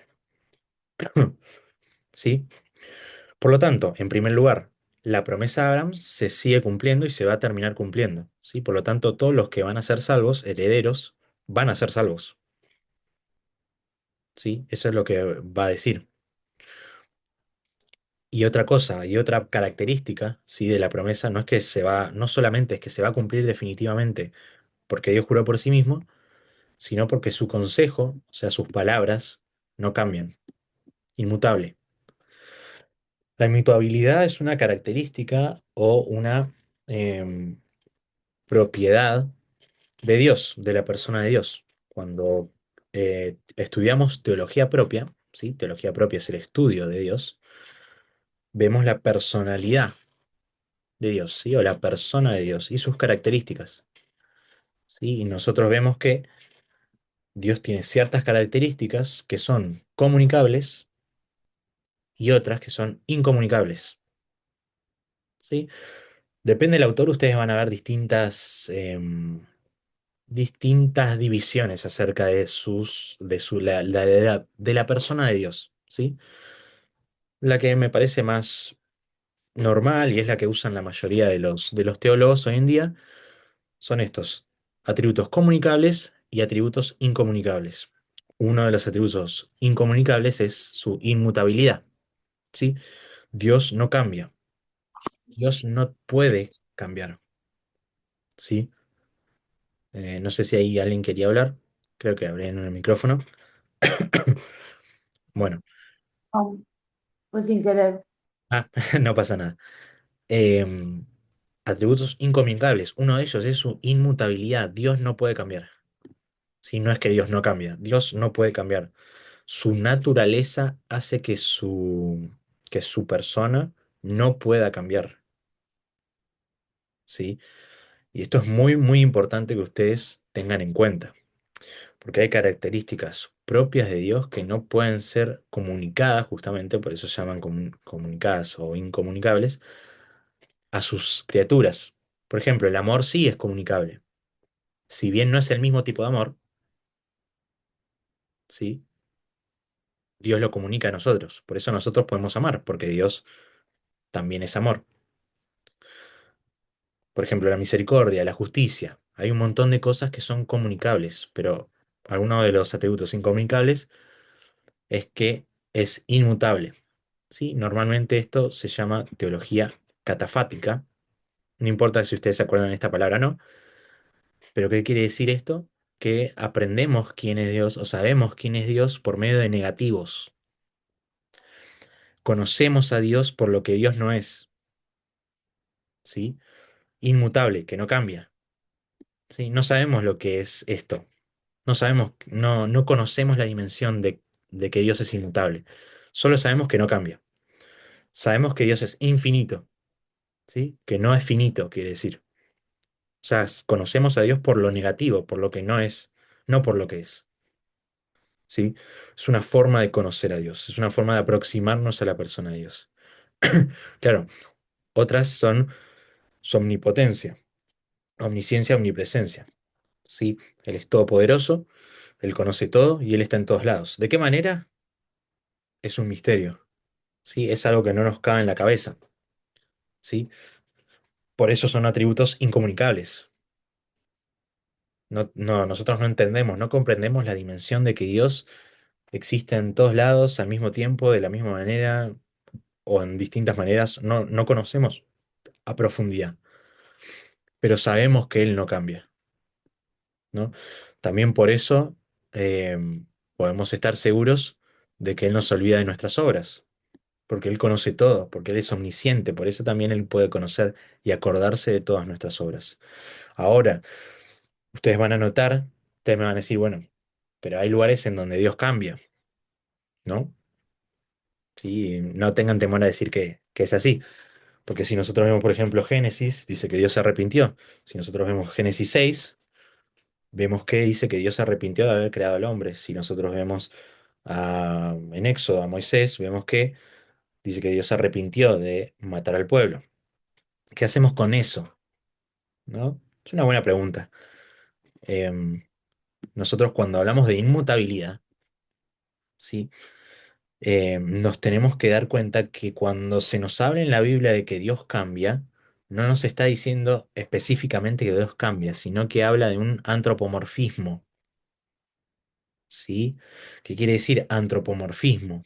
Es una forma de hablar humana, ¿sí? Antropomorfismo viene de dos palabras. Antropo viene de antropos y morfismo viene de morfo, que viene de forma, ¿sí? Forma de humano, ¿sí? ¿Qué quiere decir esto?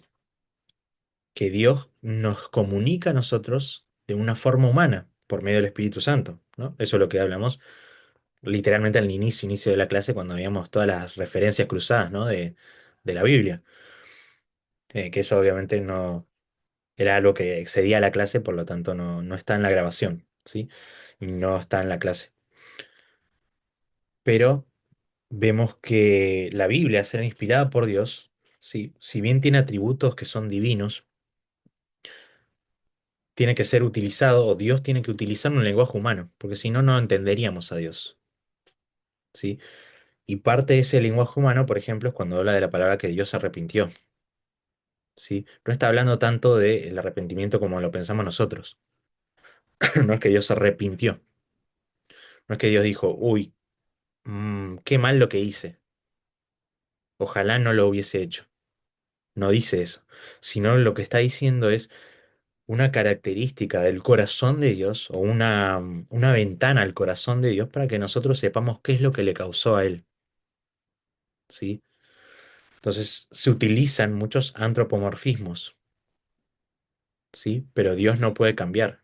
Esto con respecto a lo que se dice acerca de la persona de Dios.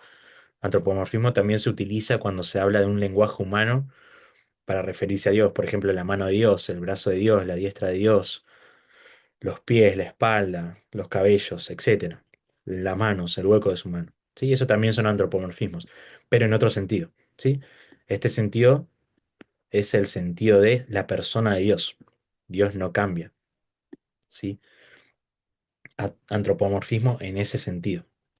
¿Sí? Eso es interesante para que ustedes piensen de decir, bueno, o sea, no es que nosotros estamos en el hueco de la mano de Dios, ¿sí? Porque Dios no tiene manos. Es una forma de hablar poética. Y eso es muy interesante para que nosotros lo reflexionemos.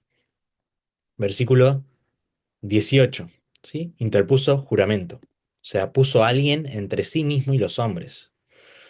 Versículo 18, para que por dos cosas inmutables, ¿a qué se está refiriendo a dos cosas? No es muy claro el texto, pero seguramente se está hablando de promesa y jurar, ¿sí? De promesa y juramento, de esas dos cosas inmutables. O, o se está refiriendo a la inmutabilidad de su consejo y de su persona, ¿sí? ¿Es difícil de interpretar? Sí, es muy difícil. Va a cambiar de acuerdo al comentarista que vos leas, ¿sí? No es muy claro.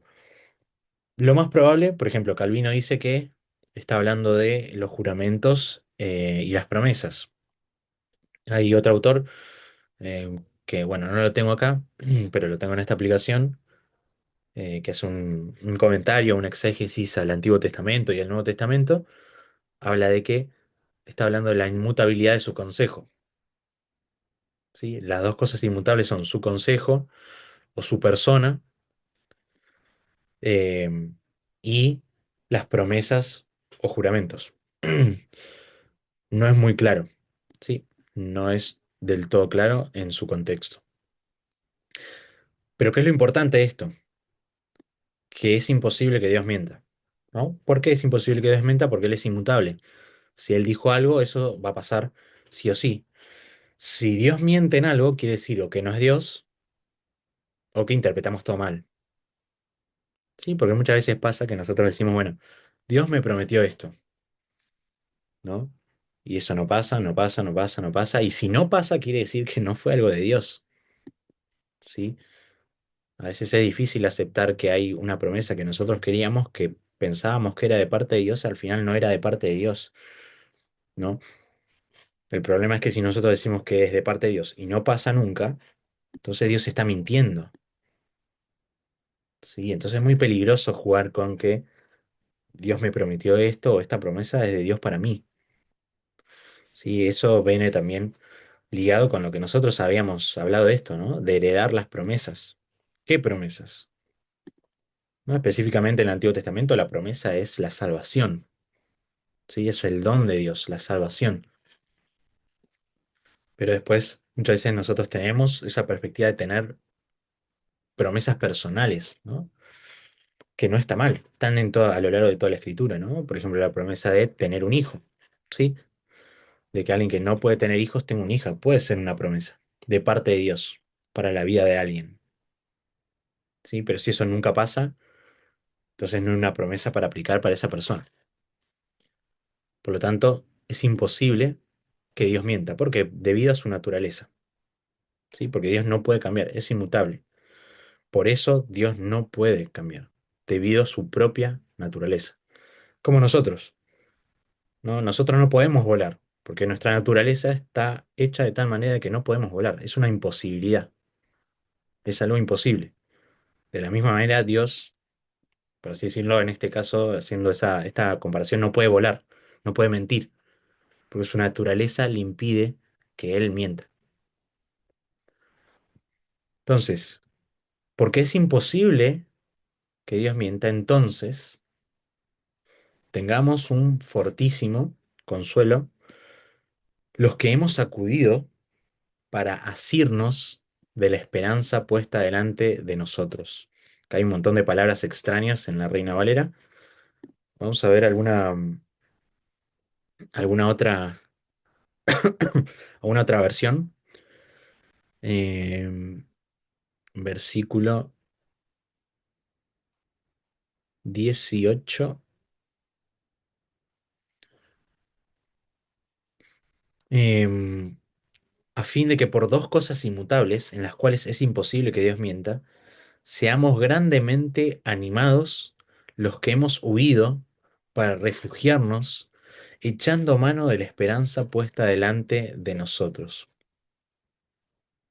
¿Sí?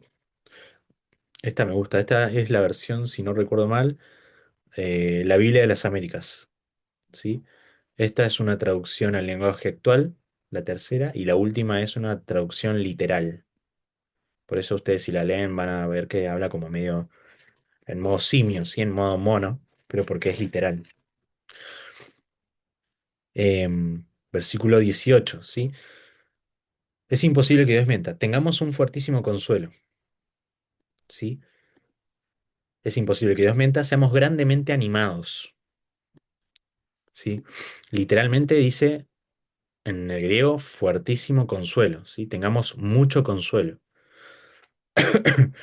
¿Quiénes? Los que hemos huido, ¿sí? Literalmente dice huir, ¿sí? Acá dice acudir. pero literalmente en el griego dice huir. Dice, para asirnos de la esperanza, ¿sí? Y acá dice echando mano. Asirnos tiene que ver con eso, extender la mano y agarrar algo, ¿sí? Tomar posesión de, agarrar, ¿sí? Es como algo que está delante nuestro y nosotros nos extendemos para agarrarlo. ¿Y de qué nos agarramos? ¿Sí? De la esperanza, ¿sí? En la Biblia se habla mucho, pero mucho de esperanza, ¿sí? Es una, es algo que siempre, siempre se está hablando, de la esperanza, ¿sí? Cristo en vosotros, esperanza de gloria. Creo que la mejor interpretación cuando nosotros hablamos de esperanza es nuestra esperanza en Cristo, ¿sí? A veces tenemos esperanza en que algo cambie, ¿no? Y a veces las cosas no cambian. ¿Por qué? Porque nosotros tenemos nuestra esperanza en el objeto equivocado. Siempre hay un objeto por el cual nosotros estamos esperanzados.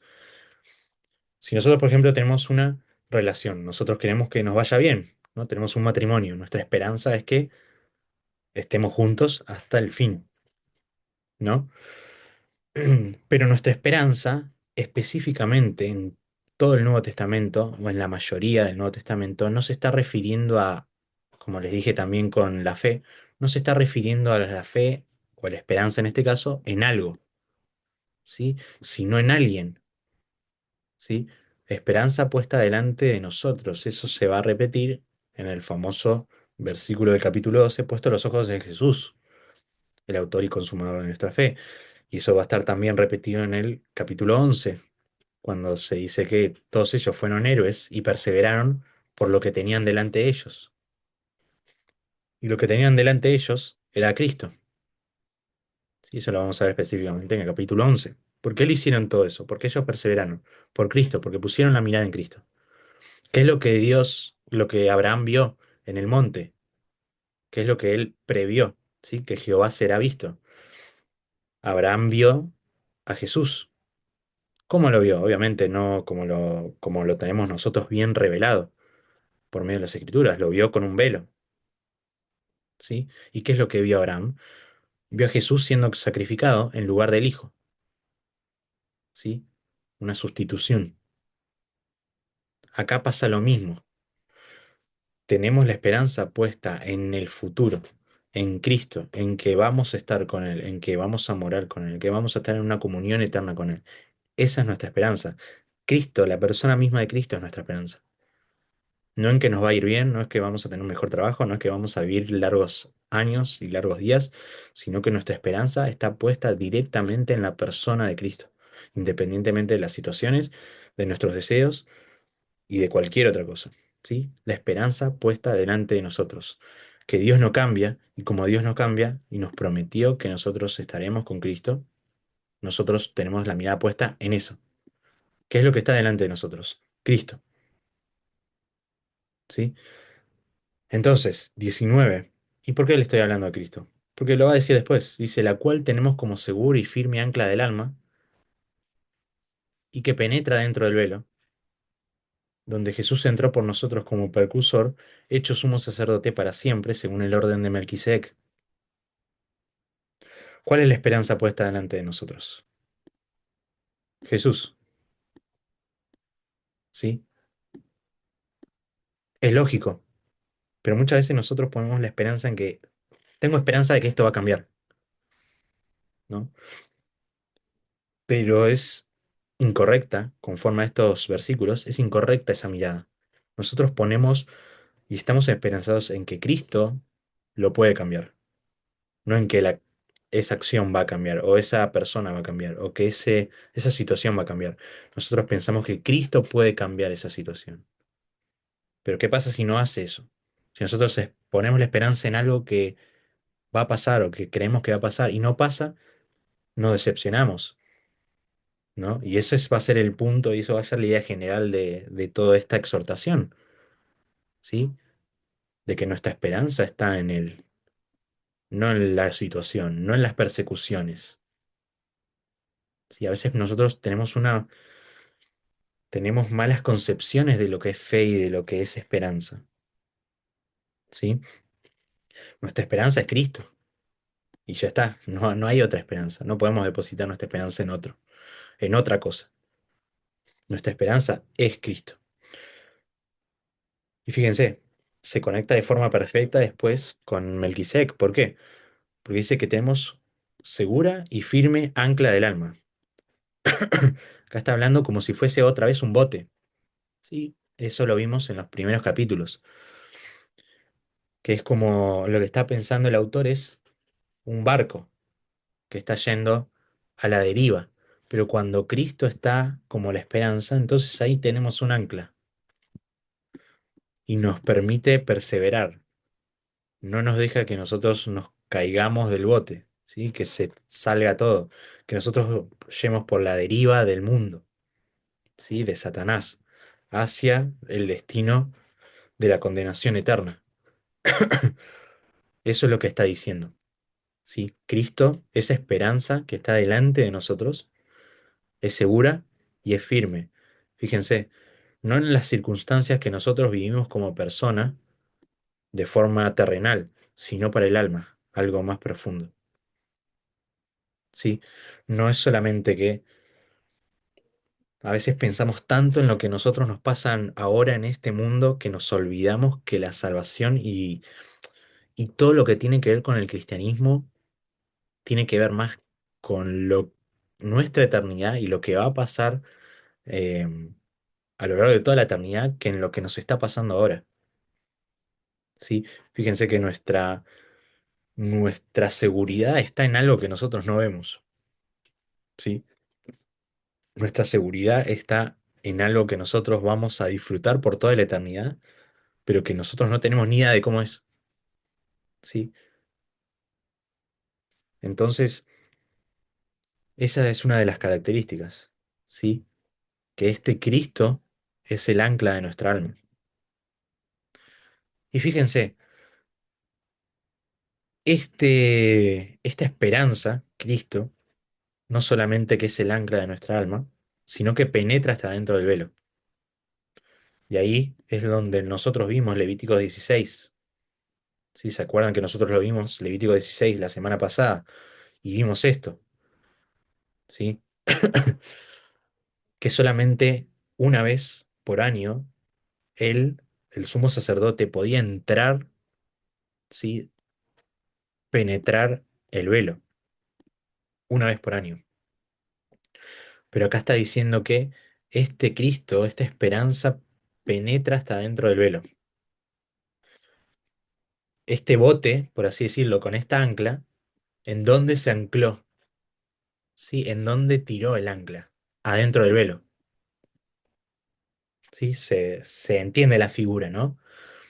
Ese bote no es que solamente va a la deriva, tiene un ancla, ¿sí? Por lo tanto está firme, está seguro en un lugar, pero no solamente está seguro y firme en un lugar, sino que está firme y seguro en el lugar santísimo, dentro del velo, en la presencia de Dios, ¿sí? Nosotros estamos constantemente en el lugar santísimo, al lugar en donde todo el pueblo de Israel anhelaría seguramente poder estar, aunque sea una vez en toda su vida, ¿sí? Entonces, esa es la comparación con el Antiguo Testamento. Esa es la mejoría, es lo perfecto del Antiguo Testamento. Que antes solo el sumo sacerdote lo hacía. Ahora el sumo sacerdote nos lleva como si fuese un barco por el río de la salvación de alguna manera y pone su ancla o su puerto en el lugar santísimo, en el lugar donde los pecados de todo el pueblo son perdonados, en el lugar donde hay incienso, ¿sí? Un aroma agradable.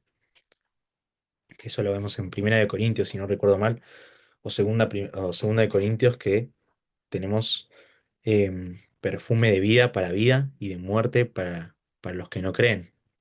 ¿Sí? Hay un perfume que nosotros tenemos. ¿Sí? En Apocalipsis se habla de las oraciones de los santos como perfume. Entonces nosotros penetramos en ese velo juntamente con Él y nuestros pecados son perdonados. Y ahí nosotros podemos cumplir la ley, ¿sí? La ley está en nuestros corazones, dice. Sí, y ahí es dentro del arca que nosotros vimos, del propiciatorio, donde se hacía ese sacrificio por todo el pueblo, donde se rociaba la sangre, sí, ahí había tres cosas dentro del arca. Sí, a ver, se las voy a mostrar el arca, cosa de que empecemos a tener un poco de la mirada de... Esto es un sumo sacerdote, sí, esta es una ilustración, obviamente, del sumo sacerdote. Tenía esto en la frente, acá tenía escrito, estaba llegando el incensario, ¿sí? Acá tenía las 12 tribus de Israel con distintas piedras preciosas, ¿sí? Vemos que estaba descalzo, ¿sí? Él no podía entrar al em, calzado, ¿sí? Él se descalzaba para entrar al lugar santísimo. Estas son sus ropas sacerdotales. Pero cuando entraba al lugar santísimo, él se despojaba de todo esto, ¿sí? Y quedaba solamente con su túnica de lino. Sí, que obviamente también representa la pureza, ¿sí? El no tener nada encima. Pero no le quería mostrar eso, le quería mostrar esto, ¿sí? Esto está en inglés, ¿sí? Son ilustraciones esto. Estos son los querubines, ¿sí? Si ven acá mi mouse, no sé si lo ven bien. Esto era el arca, ¿sí? Acuérdense que esto se hizo en el desierto, ¿sí? Por lo tanto, estas varas se utilizaban para transportar el arca de un lado al otro. Sí, acuérdense que ellos tenían que ir a la tierra prometida, vagaron 40 años por el desierto, durante 40 años deberían haber llevado esto, ¿sí? De un lado para el otro. Y nos acordamos que esto todavía lo tenían, ¿sí? Cuando entraron ya en Josué, ¿sí? En la última parte del Éxodo, y ya en Josué vemos que ellos entraron con esto, ¿sí? El arca estaba presente.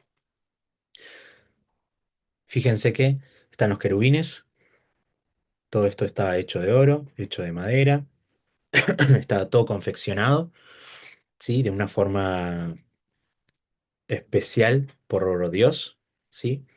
En base a lo que Dios le había mostrado en el cielo a Moisés. Y acá adentro estaban tres cosas, ¿sí? Eso se los dije también, que había las tablas, ¿sí? De los mandamientos, la ley, que también en nuestro tiempo simbolizan la ley de Dios en nuestros corazones. ¿Sí? Acuérdense que nosotros estamos por así decirlo, de forma figurativa, de forma simbólica, de forma espiritual, en ese lugar santísimo. ¿Sí? Nosotros podemos ahora cumplir la ley en Cristo. Está también la vara de Aarón, ¿sí? Que reverdeció, que simboliza el poder de Dios, ¿sí? La vitalidad de Dios, Dios haciendo su obra en nosotros, ¿sí? Solamente de un palo, de algo que no tiene vida, dio vida, como nosotros, que estábamos muertos y nos dio vida. Y también está el maná, ¿sí? Que simboliza la provisión y el alimento espiritual de Dios hacia el pueblo. ¿Y para nosotros qué significa? Que nosotros estamos saciados, estamos completos en Él, ¿sí? Entonces esto era el arca. Acá hay otras cosas, ¿sí? El lavatorio, el altar que estaba fuera del campamento no, de la tienda, ¿sí? Esto es el altar que estaba enfrente antes del lugar santísimo. Esto era el candelabro y está la mesa de la proposición, ¿sí? Uno estaba a la derecha, el otro estaba a la izquierda. Tienen todo un significado, ¿sí? Pero eso era un sumo sacerdote, ¿sí? Para que ustedes tengan una idea de qué era este sumo sacerdote. Pablo, Sí, el sumo sacerdote, ¿hacía alguna, como un ritual para, eso no lo he visto, para entrar a la presencia del Señor, porque tenés que ir eh, santificado, si no, chao, es un problema entrar ahí, ¿no? sí, sí, sí, bueno, justamente ahí en el capítulo 16, ahí estaban lo que tenían que hacer, ¿sí? parte de ese ritual que era lavarse. Sí, fíjense, no sé si se acuerdan lo que vimos justo recién, que había un lavatorio. Se tenían que lavar. Justamente ahí en Levítico 16 dice que se tenían que lavar los pies también. Sí, acuérdense que esto era el desierto, por lo tanto, tenían que entrar incluso limpios del polvo de afuera, ¿no? Del exterior. ¿Sí? No solamente eh, tener limpio su cuerpo, sino también simboliza eso de abandonar el mundo, de pertenecer a una dimensión espiritual, por así decirlo. Tiene todo su significado. Pero ahí en Levítico 16 está lo que tenían que hacer. Tenían que lavarse, tenían que hacer un sacrificio por sí mismos primero, y después podían hacer el sacrificio por todo el pueblo. Pero Cristo no tuvo que hacer todo eso. ¿Sí? Incluso, si ustedes se acuerdan bien, es Cristo el que los lava, ¿no? Y obviamente siempre se habla de servicio con respecto a eso, a las últimas horas de Jesús, ¿no? Con respecto al lavamiento de Cristo a los discípulos. Pero obviamente eso tiene directa conexión, o bueno, primariamente tiene conexión con Levítico 16, ¿no? Es el gran sumo sacerdote que no se lava a sí mismo, que lava a los otros. Sí, es una conexión muy, muy hermosa esa, de Cristo lavándole, ¿sí?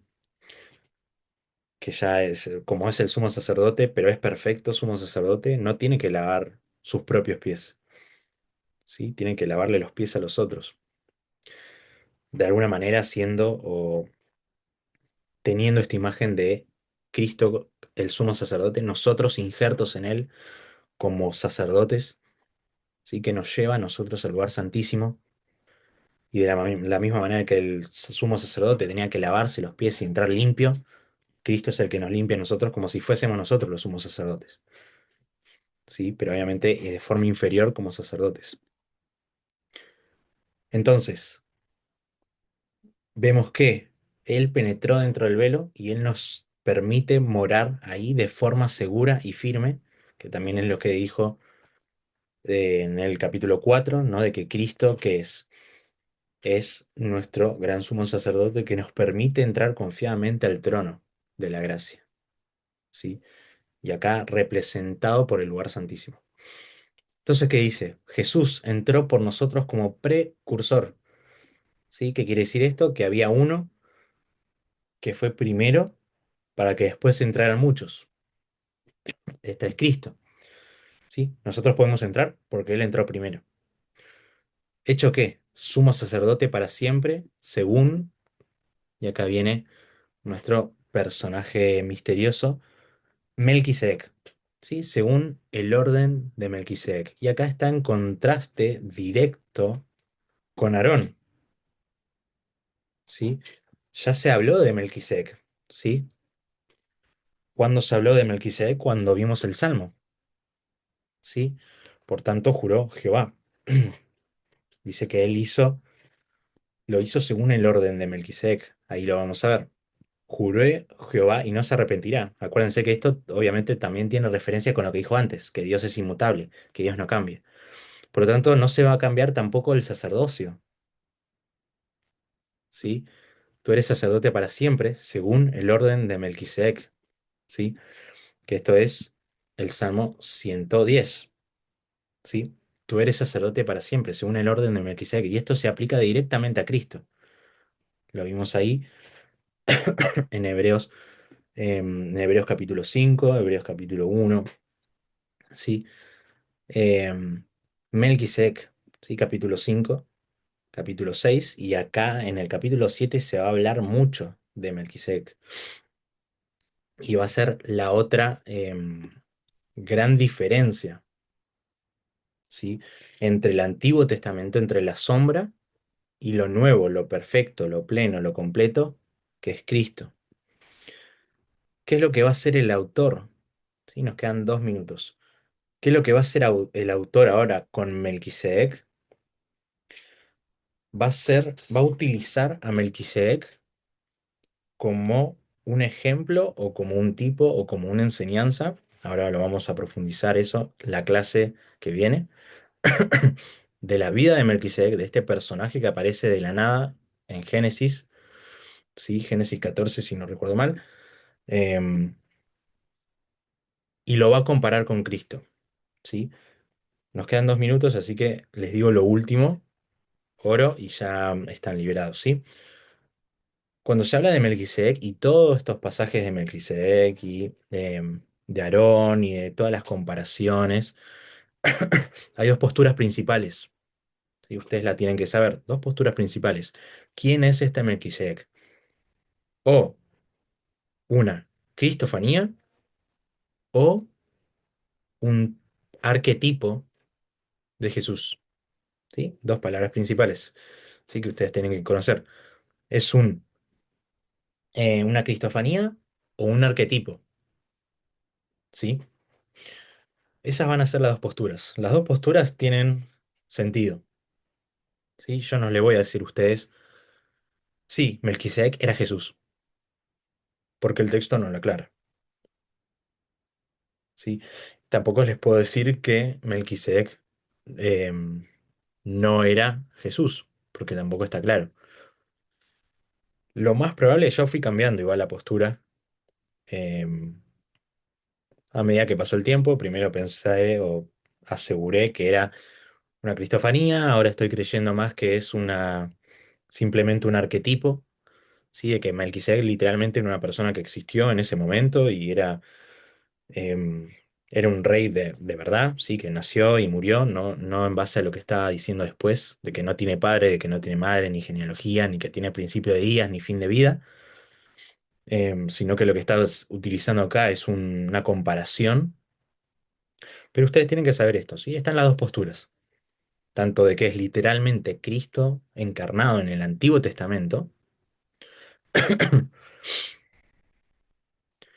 Claro, eh, exactamente. Igual esto, muy buen comentario, aunque esto era antes de la ley. Sí, ahí Juan no existía, ni los sacerdotes, ni los levitas. Y está bueno. Y también está muy bueno esto porque